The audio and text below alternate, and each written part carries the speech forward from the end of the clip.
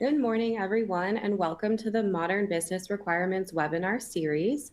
My name is Stephanie, and I will be the moderator throughout today's webinar.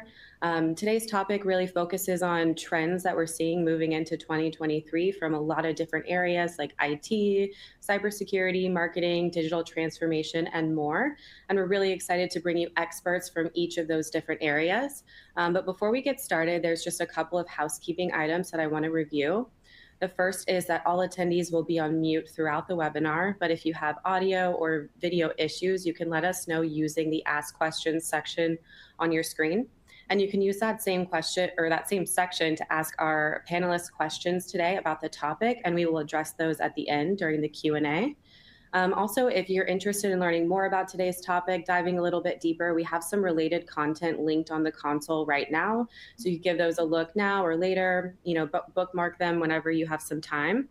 And lastly, I want to mention that we're also offering a Forbes membership to one lucky registrant today, and we'll email that winner after the webinar, so keep your eye out in case you are the winner. All right, so I will hop into introducing our hosts. So we have, like I mentioned, hosts from various different backgrounds and skill sets. First up, we have Carly Travis. She's Impact's Chief Marketing Officer.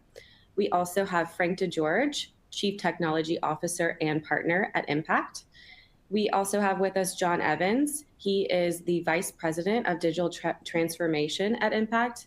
And last but certainly not least, we have Patrick Layton, Vice President of IT Services and Partner at Impact. So you can tell that these people are from a lot of different skill sets and backgrounds. As I mentioned, they're super knowledgeable in their areas. So I'm just going to kick it over to you guys with our first question to get this started, which is, what business trends do we see coming down the pipeline in 2023?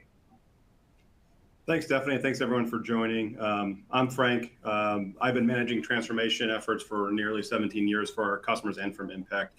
So reflecting on that and seeing what the future holds for us next year, the biggest trend, I think, is a focus on strategy and process of how you can maximize the investments that companies have made.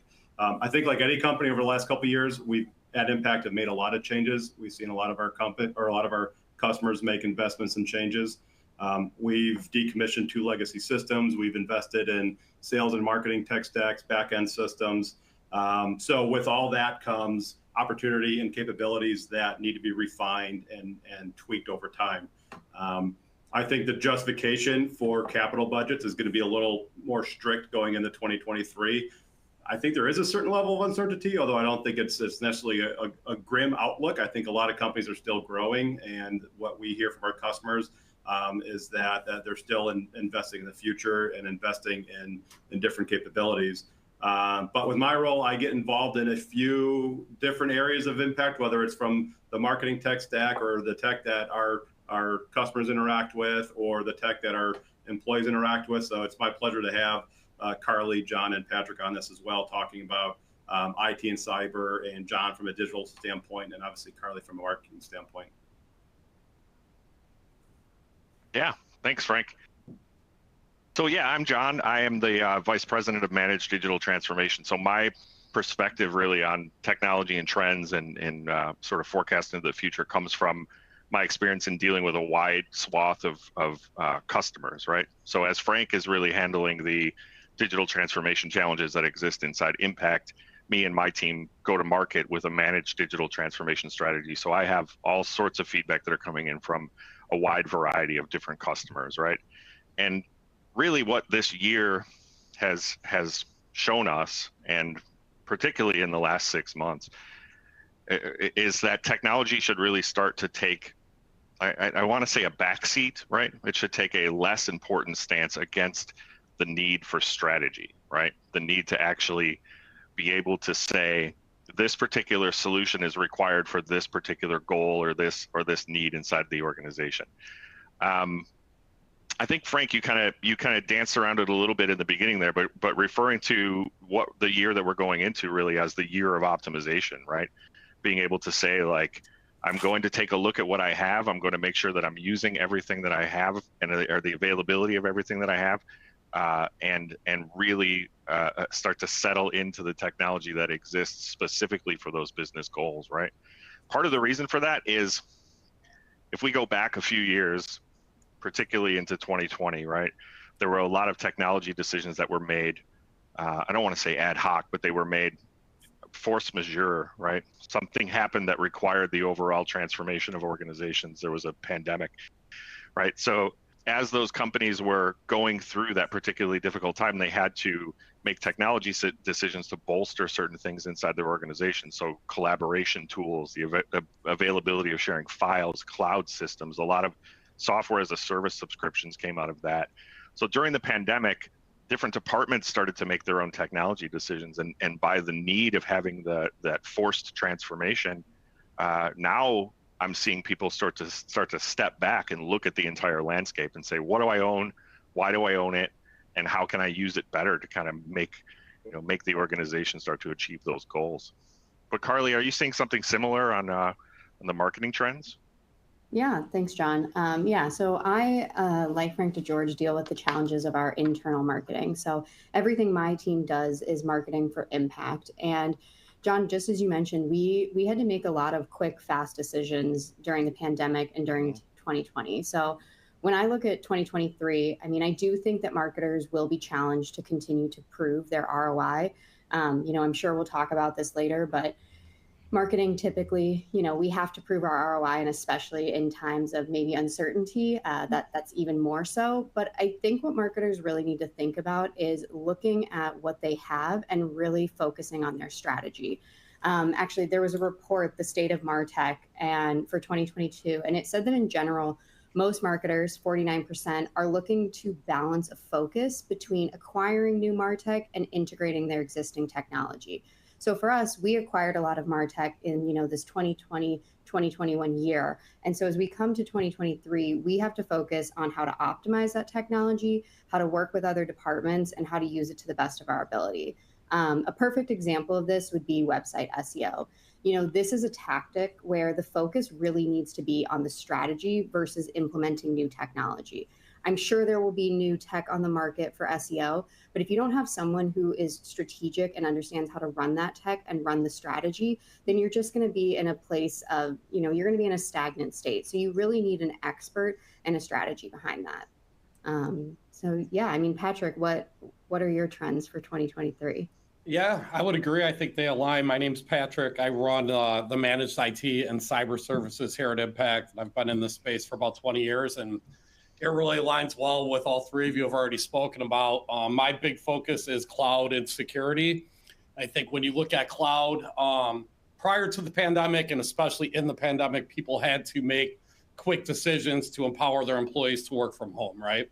And when that happens, not all the right decisions are made. So a lot of what we were seeing was what's called lift and shift, where you just take a server and you move it up to a cloud infrastructure, but it's that same server taking up the same space, probably using more horsepower. And I think we're finally past that point. And what cloud teams really need to do now, or IT teams really need to do now, is evaluate what the cloud is providing them and start to take a different look at how they use cloud. Some of the stats that we've seen are that the cloud spend is expected to reach $600 billion by the end of 2023. And it's being reported that over 35% of that spend is wasteful. And what that means is moving those servers that you moved into the cloud to service-based solutions. So instead of building a file server, you could use Azure Files, or instead of having a SQL server, you could use Azure SQL. For identity management, you could get into Azure Active Directory.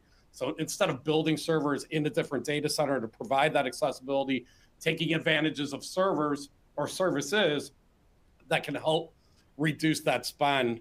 What we see a lot when we're going through assessment process with clients is teams reporting that they don't have the proper tooling to really understand where that spend is going. In fact, over 55% of those teams are reporting that they're using 3 or more tools that don't integrate, so the data isn't really clear as to where they're spending money. And if we shift away from cloud, I think security isn't going anywhere, right? The risk is getting greater and greater. In fact, they expect cloud security spend to more than double this year. And I don't think that that's something that we can go away from. If you're not investing in security services, you're probably doing it wrong.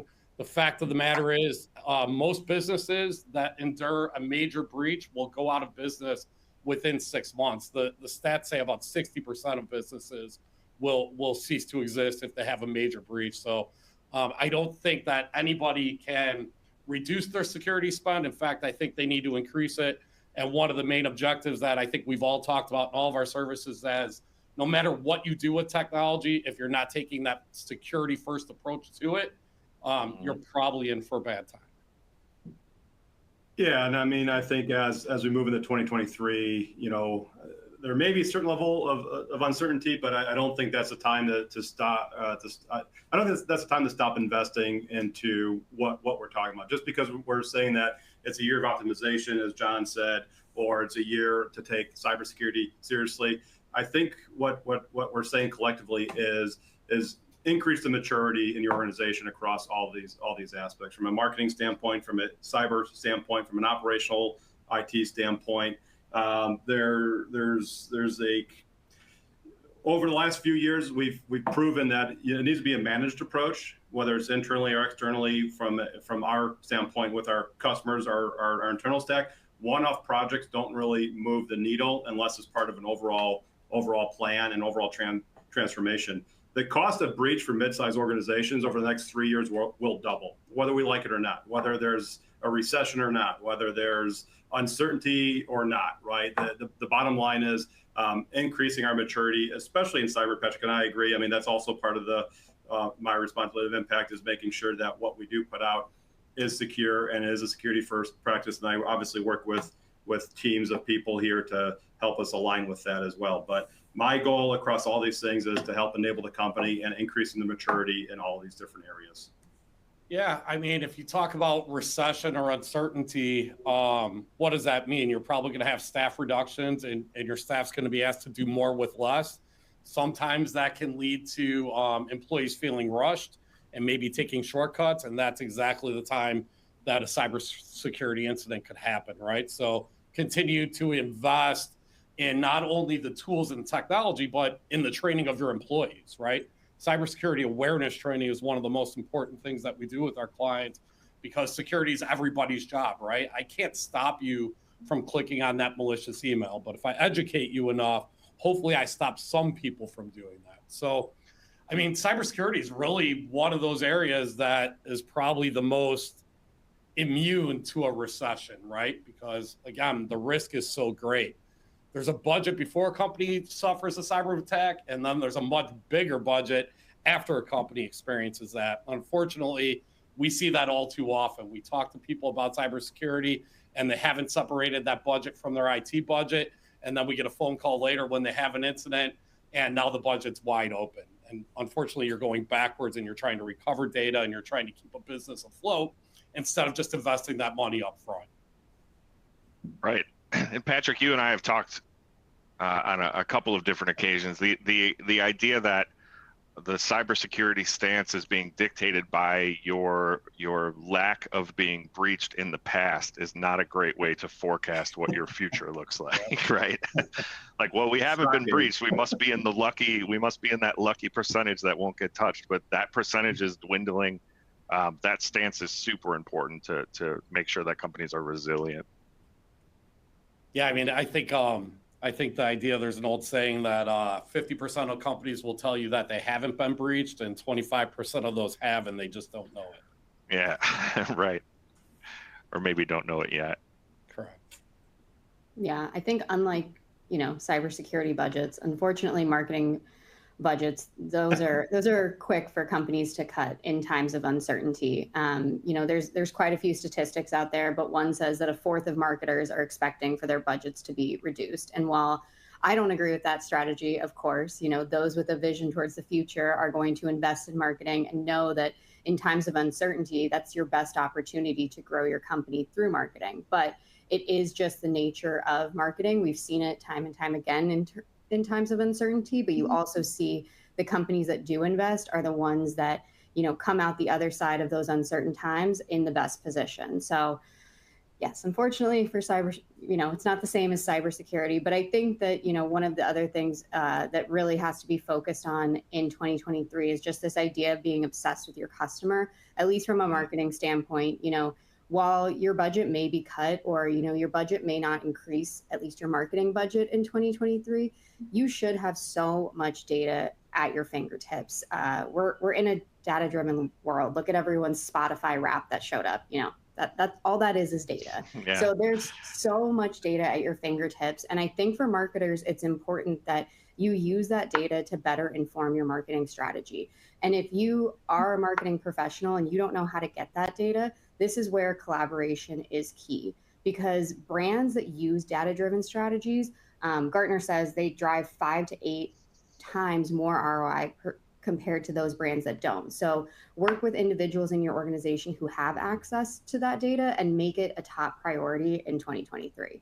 And John, I mean, I know you and I work together on this all the time already. Yeah. So. And that's a great crossover between, if you're going to get obsessed with your customer, you're going to accrue a bunch of data. What's going to happen is that you're going to need to change the customer experience to actually respond to what your data is telling you, right? That's sort of where one of the pillars we talk about inside the digital transformation space is really about focusing on customer experience, right? Digital transformation in and of itself is really the process of using technology to either create new business or modify your existing business process. But it's also about culture and customer experience, as well as continuous improvement and really staying modern, right?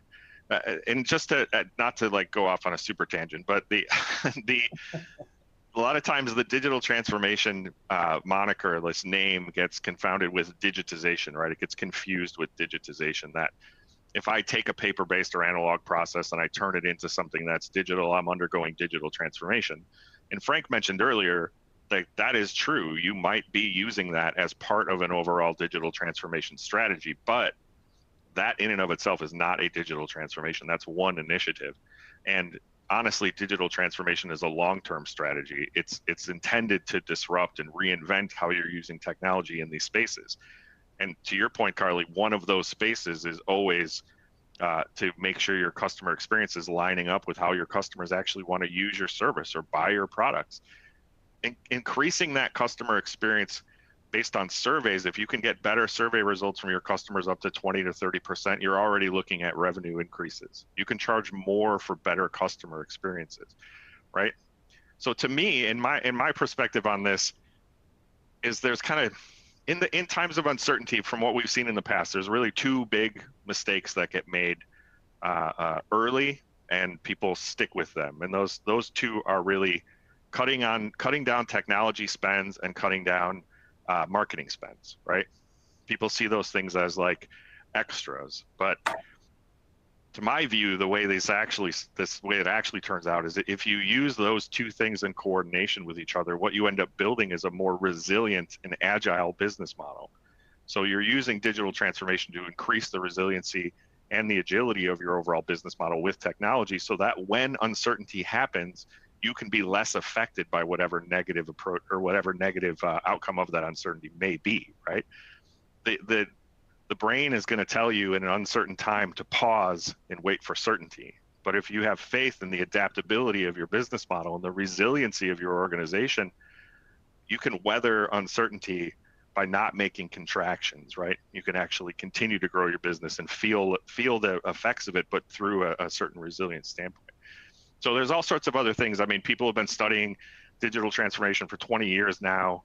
They're giving us guideposts and signs on how to affect an appropriate strategy, making sure that you line up people under gigantic goals, right? Make big goals, make aspirational things that actually excite people to keep moving them forward. Invest in custom software. Make sure that your people are at the sort of first and the first line of defense there, so that they're already thinking about process efficiencies and continuous improvement and change management and all of these things, right? All of this sort of puts together a strategy in which you can mitigate the failure rate of, I mean, what is it in the market right now? It's over 70% of digital transformation efforts will fail to meet those goals, right?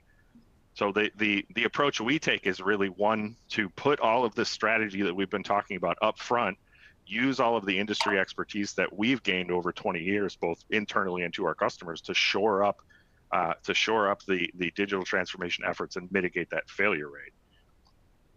Yeah, I mean, that's obviously a scary stat when we're having a whole webinar talking about how to increase your strategy and stuff going into next year. But I think it's a good point.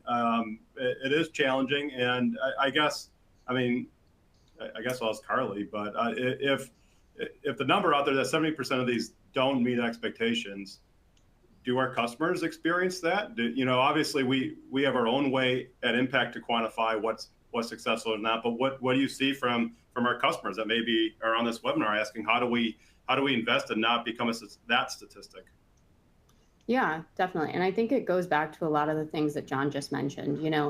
It comes down to having a long-term partner and, as John mentioned, having a resilient business model. And I think that Impact has that. We have tested all of our solutions on ourselves. We understand the challenges that a business or a customer could be having. So we start every partnership with a thorough assessment. And that assessment is so important because it allows our experts and our specialists to understand the customer's business. So rather than just signing, a SaaS subscription where you're kind of one fish in a sea of many, you are understood by Impact. Your business is understood, your challenges, your big goals, as John mentioned. So there's that upfront assessment before you even sign on, and then you move through with the same people to continue this process into implementation. And then when you are, whether you're implementing a digital innovation strategy, you're implementing IT or marketing, you have those account reps who are with you consistently. They're constantly working with you. They're constantly talking to you. And John, you mentioned surveying customers. That's something that I think we do really well. We survey customers in every service, and we want that feedback. I think, and Patrick or Frank, you can confirm, but I think if it's under a 9, there's instantly a call to find out, what went wrong there. And it's because it's so important that it's a partnership. It's 5 years. We are just as invested in our customers as they are investing in us. And so I think that statistic, I definitely think, is a lot lower for Impact customers.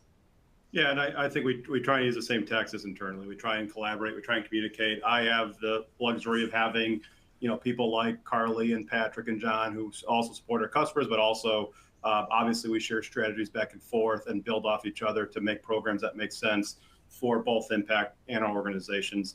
I think as we transition into next year, one of the things I talked about was getting rid of old tech for new effective tech. And, we've decommissioned ourselves at least 2 legacy systems just this year, with more on the radar as we go forward. So, when we say that we want to focus on optimization, that doesn't mean no new tech investing, right? It means just be conscious about it, maximize the process first, do your assessments properly. We do many assessments internally, review what you have. But absolutely, if there's legacy tech, I would say don't be stuck with it. Just have a managed approach and focus on where your roadmap is this year, where you want to be 2 years from now. What are the priorities of the organization, not just from a technical standpoint, but what are the actual priorities of the company? Do you want to make it easier to do business with your company? Do you want to make it easier to do business within your company? Have a managed approach to phasing out tech, have a change management approach to phasing out tech. And that all comes with proper planning. And not that we want to advertise waterfall structure. I think having the agility mindset with long-term goals and vision are keys to making that possible. So absolutely, if there's old tech in your stack that needs to be reviewed, I say, put it on your radar and make sure it's planned appropriately. And we made that same decision internally, as whether it's a back end stack or something related to marketing. Well, Frank, something you said, I want to throw something out there. When you talk about replacing old technology for gains of new technology, one of the ways to get some budget for doing that is using the security stance, right? We all know that old technology wasn't built to be secure, right? It was just built to provide that functionality. So if you're struggling to gain budget and buy-in, just make friends with the IT team and the security team, because they're going to help you push that forward. True. Yeah. A number of the investments we made on our side was to increase our security posture for sure. Yeah, and that's what you just said in there, Patrick, too, is it's just reminiscent of everything we're talking about here, right? The idea that, like, if it's going to be budgeted, if it's going to be right-sized, right? Like, make sure that you take all of those things into account. But even the idea that a technology purchase is looked at through the lens of hitting a particular goal and looking at the business case and the ROI is already a mature stance in what we see in the market. A lot of technology decisions are made by the person who screams the longest and the loudest, right? Their particular issue or challenge gets attention. Being strategic and building a roadmap and understanding these moves. We're not immune to that, by the way. We still have the people that think they can jump to the front of the line, which is great. Yeah, we want to be able to adjust on the fly and react to what our other you want your roadmap to be agile so we can pull in those things that people are concerned with, but also each step in that roadmap being something that's understandable, not just from a technology position, not just as solving a specific challenge, but it's balanced and it's understood. It takes the appropriate security posture. It makes the business model resilient, and it speaks to the top level goals, right? I was mostly referring to Patrick trying to always jump in front of the line, but no. I think that kind of goes back to the overall theme here, is that during the pandemic, a lot of decisions were made in silos. How is my team going to operate remotely and successfully while I fight for budget later? And now that we're kind of past that, I wouldn't say it's over, but we're past that. We're starting to talk to clients a lot more about making decisions as a group that can affect the whole organization instead of one individual business unit.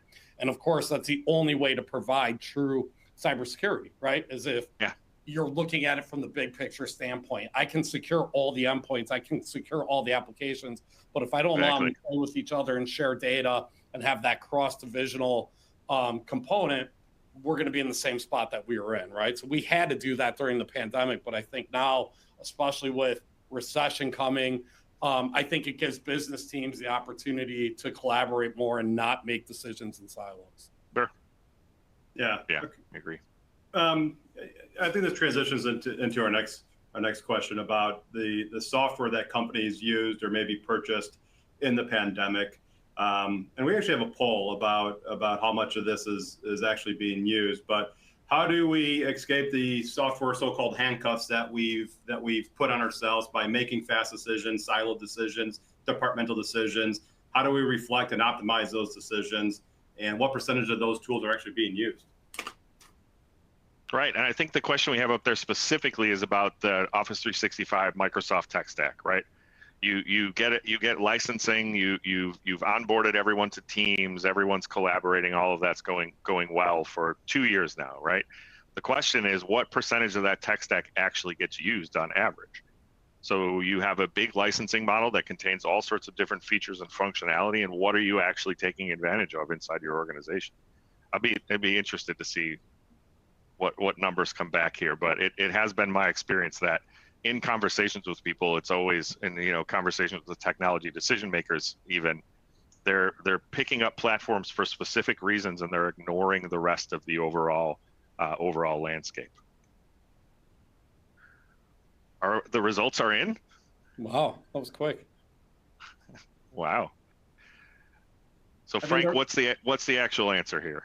So it looks like our audience is under half by vast majority, but mostly between 26 and 50%. The actual answer is 11% of Office actually gets used. So think of all the capabilities you have, and I want to talk about this because this isn't just Office. I'm not trying to pick on Microsoft, although they did just, increase their pricing. So those handcuffs are real in a sense, right? But it's about trying to find that perfect tool for that perfect problem that addresses 100% of what you need, when in reality, and I think we can all talk about this, but maybe 70 or 80% of the benefit we can get is within our existing tool stack. Yeah, that's perfectly valuable. I think you end up seeing a lot of overlap too because of those siloed decisions that were made. Some teams like to use Dropbox versus Google Drive versus Apple Drive and all the others, right? Or Teams versus Zoom versus the WebEx solution. It's a really good idea as you go back and reevaluate your stack to take a look and see, are there solutions that you're already paying for available? So for example, Microsoft has a product in the Office suite called Planner. It's not a full-blown project management solution like Microsoft Project or Smartsheet. However, it does have some of that functionality. So really defining what you're trying to get out of the tool set and seeing if you can make do, that's a good way to save some budget and possibly use that extra budget or leftover budget for something else like a cybersecurity initiative. Right. Okay, so we've talked about the old tech. We talked about some so-called handcuffs and stuff that maybe we made decisions on. If there were new tech that companies should be looking at or investing in, where would you tell them to start? Like John or Patrick, whoever wants to kind of start with that. I mean, I think that you have to start by looking at what you currently have and really understanding what was the intended use case, measuring if you got the win, if it's actually doing what it needed to do. Did you get the user adoption part right? Because that's typically where we see failures, right? You have the big plan, everybody on the executive team that's talking about it says, yep, we're going to do this. In fact, after it's implemented, you go do a new financial package and you go talk to the CFO and he says, yep, that was a great decision. It's awesome. And then you go talk to the end users and they say, yeah, what I used to do in 3 clicks now takes 37 clicks and I have to change screens 3 times. So really evaluating how it works for your end users, if you met the mark, and then resetting that mark, right? Especially across all divisional units instead of in those silos. Yeah. And inside what you said there is like, I think one of the most important points. You in order to make those kinds of technology decisions, you have to break down those silos. You need to make sure that the reason you're doing any kind of initiative from a technology standpoint is understood by all those users, and what they need to do is actually taken into account outside of the silos. That's a lot of the thinking that, even predates 2020, but really came to fruition in 2020, that technology decisions are made inside particular buckets for point in time problems, right? So being able to break that down, even when you're making business applications decisions that speak directly to departments, you're making sure that you're pulling in IT, you're pulling in security, you're having the dialogue with marketing to understand what data can be inferred from that. What can I bring into the solution from the marketing side? And again, all of this is strategy, right? From a new tech perspective, my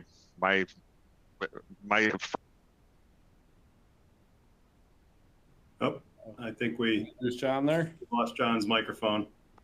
I think to play off that, the investments we're making at Impact and New Tech is supporting core decisions that were made over the last year or two. So I think a lot of those core decisions have already set the path of where we want to get to. So anything that is new is there to support it. And Patrick talked about a few things as far as, from a security standpoint, that will support core decisions. Systems that integrate with newer CRMs or with Carly's marketing stack, those are supporting our marketing initiatives. So that's kind of how we're approaching it. And again, it's a managed approach. We're looking at it to look at what outcomes we want to get out of it.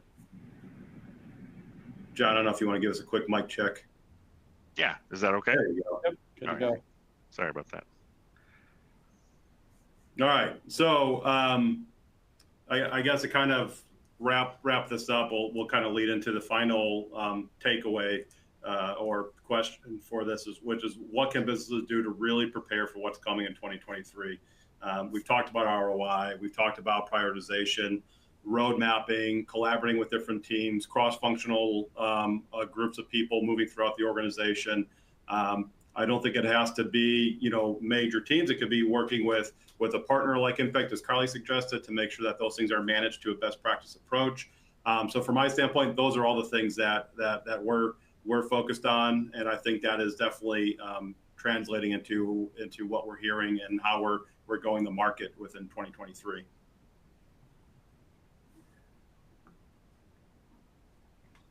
Yeah, I can go. So from a marketing standpoint, I think that one of the key takeaways, again, and it's been said across the board, but is to really make sure that you're not working in silos. When Patrick kind of made the joke, but also serious, to make friends with your IT team from a marketing perspective, as we work with more data as marketers, and as we have to deal with more compliance, local compliances, you have to make sure that you have your security leaders on board. You have to make sure that you have your tech leaders on board, your digital transformation leaders. So making sure that you understand that marketing does not work in a silo. Marketing touches every part of a business, and it should. And you should collaborate with every single different department. So that would be my biggest takeaway is Of course, there will be new tech that comes out. You will see tons of lists of new trends, but of course, every single company's marketing strategy is going to be different. It would be ill-advised if I was giving, a specific strategy. I'd have to understand your business. But what I do know is that in 2023, as marketers, if you focus on collaborating with other departments and not working in silos to make your decisions, you're going to be successful and you're going to come out on the right end of any uncertain times we might hit. Patrick, what about you? Yeah, I mean, I think I beat the horse on security already, but it's not going anywhere, right? The risk is getting greater. And the stakes are very high. So security has to be a security first mindset. It has to be for every employee. But I think there's lots of ways IT teams can get big wins. I think most companies, if they take the time to evaluate the way their cloud operates or their multi-cloud or their hybrid cloud operates, there's a lot of really quick wins you could get in just changing simple functions or feature sets to save dollars, right? And if you're talking about a downturn, that's really what we're talking about, is way to save dollars. I mean, there's simple tools, even if you have that file server running in the cloud versus using something like Azure Files, how many employees are accessing that from 2 a.m. till 4 a.m. on Sunday? Probably very few. Did you know that there's built-in tools into most cloud stacks that allow you to shut that server down, save some money on processing and memory storage, and then spin those things up? You can even do it on demand if you get a little more sophisticated. It's certainly one of the things we bring to the table when we're bringing cloud solutions. It ties that cloud spend, because most people look at the cloud, or at least early on, they looked at it as the value is in the flexibility of it, but then they don't understand the technology to get that flexibility. And that's actually how we built our business. We took the idea of, yeah, the flexibility is great if you can manage it that way, but what really businesses want to see is a fixed spend on cloud services. And that's really hard to accomplish if you don't have the right tools. So I believe taking a look at your cloud stack, looking for redundancies in services like Teams versus Zoom, finding that common ground and eliminating some of that spend, and doing it all with a security first mindset is really the takeaway that I would have for today. I like it. So I think it's interesting, right? We're kind of coming to the end of this overall conversation, right? And a lot of times you join events like these and you sort of hope that what you're going to get is a list of brand new technology in 2023 that I should definitely pay attention to, right?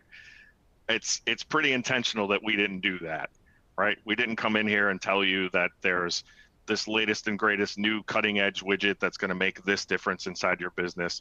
We didn't tell you that, Chat GPT is going to revolutionize everything and make, every aspect of recruiting and marketing irrelevant because AI is going to do it, right? We talked about very foundational things, the idea of stepping back and strategizing and helping define goals and making sure the technology speaks to those goals, right? This is all part of an overall position that is intended to make more resilient business models. And if we talk about 2023, it's on everyone's mind, this notion of uncertainty, like where is 2023 going to take us and what is actually going to happen?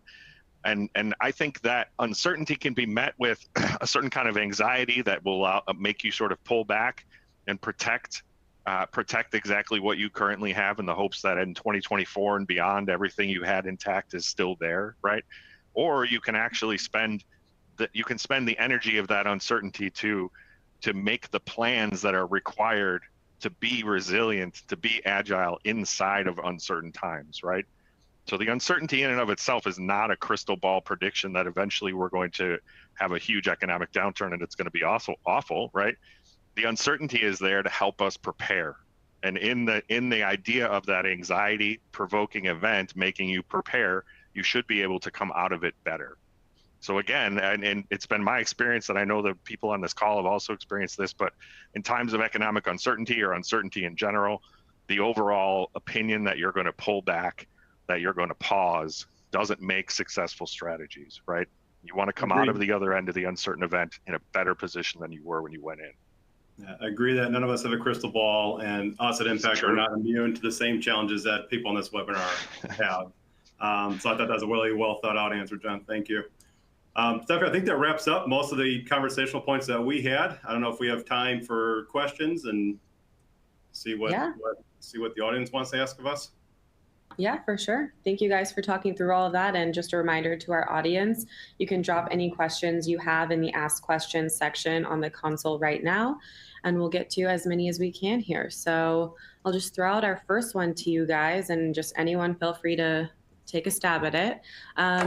So where do you typically start with digital transformation? What are some good entry points? That's a fantastic question, and it's one I get all the time. Like, entry points into digital transformation are really going to be different for every organization, right? And the first thing I do when I start to align a digital transformation strategy for someone is I ask them, what are your goals for your organization, right? The first question I want to know is, what's the big goal? Are you trying to grow your business by 30% over the next 2 years? Are you trying to open up 5 additional locations across the United States? Tell me what I can help organize under, right? And then from there, it's a process of discovering what sort of soft points exist from a technology landscape, and then lining up prioritization that's appropriate for the organization, right? I'm a big advocate of, when you start, make sure you start small enough so that you can actually make a valuable impact on individual users' lives, right? You want them to have a different day when you're done implementing some piece of technology. You want them to be able to say, oh, that changed what I do in a positive way, because each one of those little wins builds the momentum to then take on bigger and bolder projects as you move through a roadmap. And I'm sure Frank can tell you all sorts of war stories about implementing ERP technology with 18-month timelines. Trying to drag people uphill from a change management perspective is hard, right? So the entry point of digital transformation for me is about starting with the goals of the organization, and then using those to purposefully align projects to meet those goals specifically. It makes sense to me, John. Honestly, all that is, right? You got to balance short-term wins with long-term plans. Sometimes short-term wins may be different than expected, knowing that you're making progress on an ultimate vision that will eventually make those wins even bigger down the road. That doesn't mean you did it wrong. It doesn't mean you're a failure statistic, but seeing where you're at today versus where you want to go, and just like we talked about, reflecting and refining of what the capabilities are now that are needed versus what you planned for is perfectly fine and part of the process. But yeah, it can frustrate people, right? I mean, these are big changes in some cases, the day-to-day changes of how they do their job, and maybe they've done it that way for a very long time. And I think people can be positive about change as long as they know where the bigger picture is. One of exactly. I would say my biggest thing that I try and do with Impact is maintain a lot of communication and constant visibility about what we're doing, and being approachable about what hit the mark and what didn't hit the mark. That's the key, up front and early, getting that user buy-in, because the users are going to define if this thing's successful or not, right? So if you have that buy-in up front, you really understand what their needs are, and you implement the project in that way, that adoption phase is going to be much easier, right? Providing what to expect documentation, having a feedback loop, and then actually showing that you're listening to that feedback and re-implementing it back into the project, I think is how we've been really successful in all the change we've had over the last 3 years now. Perfect. All right. Well, you guys kind of touched on this a little bit, but I'll throw it at you anyways. You mentioned change management in relation to digital transformation. Can you dive deeper into what that might look like? Sure. I can take that one too if you want me, Frank. Go ahead, John. I'm sure I'll have something there. You can tag it on there, right? So there's a few things that are wrapped up in the idea of change management, but the first and kind of easiest way to grasp a change management as a strategy, right? If you're going to be implementing new technology, or honestly, if you're going to be changing how people have been approaching the status quo, right? You first off, you want to make sure that you're communicating with them, and these words are all going to start with C, and I apologize, but you're communicating with them. Your communication is clear, right? You're communicating with them about the things that actually matter to them. Your communication comes from a credible source inside of your organization, right? You want to make sure that you're aligning the message with the goals, and that's being reported by people who have control over those goals. You want it to be consistent, right? You want to make sure that you're actually updating people at interval and you're leading them through the change. Because if they know why something is changing, they're much more adaptable, right? They're adaptable to say, I can move through this because I understand it as part of this strategy. So communicate clearly, make sure that there's actual credibility to that, and continuously do that. Yeah, and I think it largely depends too on how big some of your change initiatives are, and that'll drive the level of communication and visibility into where you're going. We have a lot going on in Impact. We're relatively larger mid-sized organization, and so there's a lot of it. There's a lot of people that gets affected by it.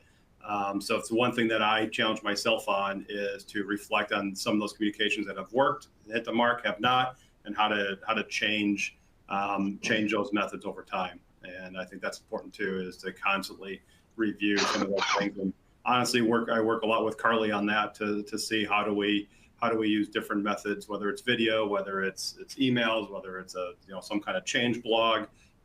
So all those things are in flux, right? And try and make sure we do it right. Yeah, Frank, what I was going to say, and John, I mean, would you say that training is a key aspect of change management as well? Yeah. Yeah, I mean, I think that our training team does a great job and is really collaborative as well. So I think that that's key. And, especially in some of the tech that we've onboarded in this last year, I mean, I think that we've seen there have been some programs where, they have a kind of a training path almost and a certification, and we've seen better adoption from our employees with those technology or with those solutions than we have with others. So that's a great point, and I 100% agree. I also think, and actually there's a comment that just came in, so I'll address this directly now. Process review should be done before trying to digitize a process, right? So don't digitize a bad process. I mean, you can automate manual processes without changing them using RPA. But if the process itself needs to be reviewed because it's time for an overhaul and update, that is also a tactic we use internally with the process improvement team to look at things that have worked maybe 5 years ago that are now starting to show some stress cracks as the company changes and evolves and grows. So I thought that was a good point. That's part of the modern world and the modern world of technology, right? In the past, you made business process decisions based on fitting it to the technology. And now you really have the opportunity to define your business process however you want it and molding the technology to fit that. And that's why we always talk about spending so much time on what you're really trying to achieve, because when you make that investment to mold that software to fit what you're trying to do, it's got to hit the mark, right? If you have a bad business process and you make the technology do it, you're still in a bad business process, right? Perfect. Thank you, guys. We have time for about one or two more questions. So this next one we have is, so you guys talked a lot about, how there might be some overlap in departments using similar technology. So do you have any advice on, if someone's looking at that and they find that, how they decide on which one to go with if there's overlap? I can maybe get a start on that, and then obviously you guys can chime in.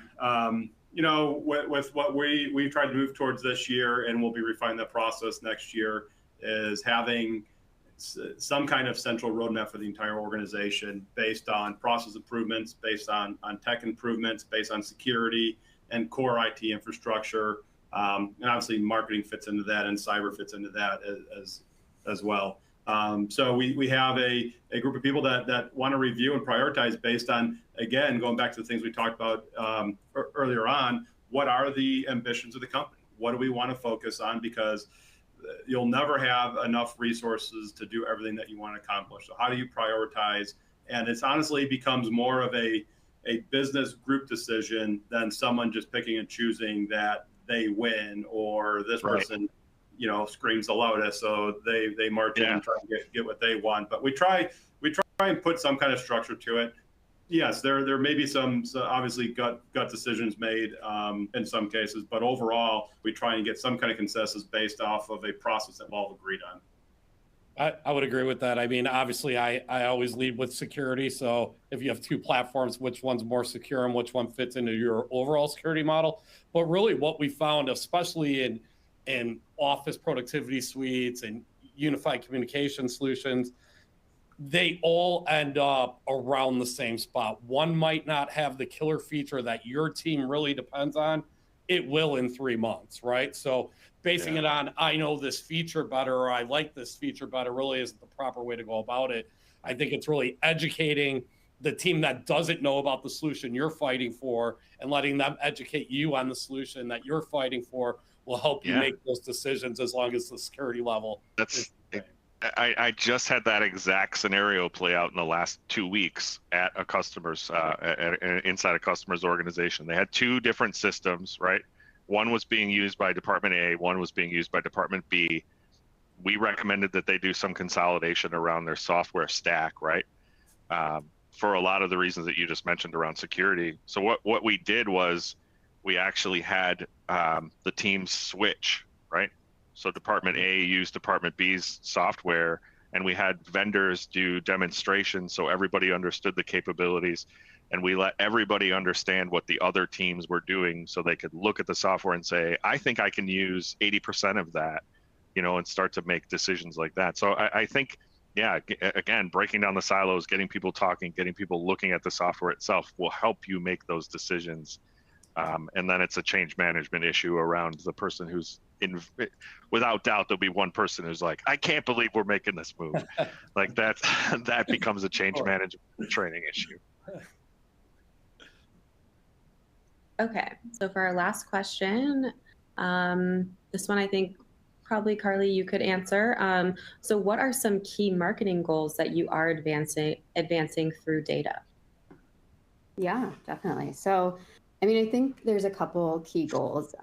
We talked about being customer obsessed. So one of our goals is to really understand our customer. So my team works with both members of Frank to George and John's team to really gather all of the customer data that we have to better understand, you know, what industry are our biggest deals closing in.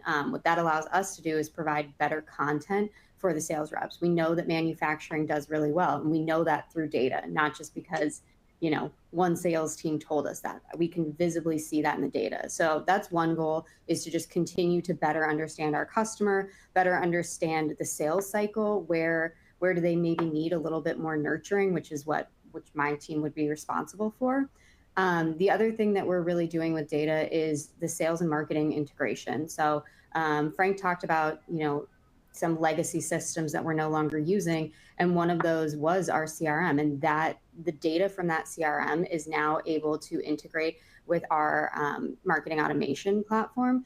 And so that's key there, because it allows us to, for one, pass off leads faster, generate more leads, and it allows us from a marketing perspective to better understand what marketing efforts are working. I spoke at the very beginning that marketing is going to have to continue to prove ROI. And so I think that it's important that you have the ROI from the sales perspective. Marketing, we are here to serve sales. We're here to serve the company, but we're here to serve sales. And so if you have that integration of data, then you're going to be successful. So those are probably our 2 biggest goals with data. And again, you know, John or Frank or even Patrick, if you have, you know, anything to speak to, I know, again, we work together pretty closely to get all of those systems integrated. Yeah, I mean, I think that's a good example of long-term vision and planning of where we want to get our marketing capabilities, using data better, using the tools, or using data from other systems that may not be connected, having a CRM that is modern and able to take that information from multiple sources, make it available for marketing. And some of those things are longer term vision, right? You said that, you know, SEO isn't something that you just do overnight. Same thing. You can't just all of a sudden put a new CRM and think that your marketing, you know, I don't want to say effectiveness, not the right term, but your capability to use that is going to be instantaneous. And so it's a long-term plan of getting the foundation of the CRM and getting, you know, the next level of how do we use that, provide data to the sales team, showing the sales team and everyone else how to use it and use it properly, which is hard when things change on a regular basis. So I think that's a good point, Carly. And Frank, what you're describing there, and what Carly is is talking about is about a mature stance inside of an organization, a mature digital stance, right? The ability to understand, if you go through a bunch of digital transformation efforts, you have all sorts of initiatives, you're going to cast this long kind of data shadow over the organization. The stance was, or the stance is, to get more mature allows you to take that data and actually act upon it, right? So if you put all of those mechanisms in place, and you find yourself in the position now that you can pull in that data and actually use it, right? That's a very mature stance, and there's so many people who are making their way toward that that position. It's really been interesting to watch. Awesome. Well, that rounds out our audience Q&A here. Thank you to our hosts for walking us through this topic today and answering all of our questions, and our audience for joining us today. If you have an extra minute, you can take the survey that will pop up as the webinar concludes, and you can keep an eye on Impact social media channels for more information about our webinars in the new year. So thanks everyone for joining us. Thank you, Thanks, Stephanie, everyone. for hosting. I appreciate Thanks, it. everybody. Bye. Bye, everybody. Take care.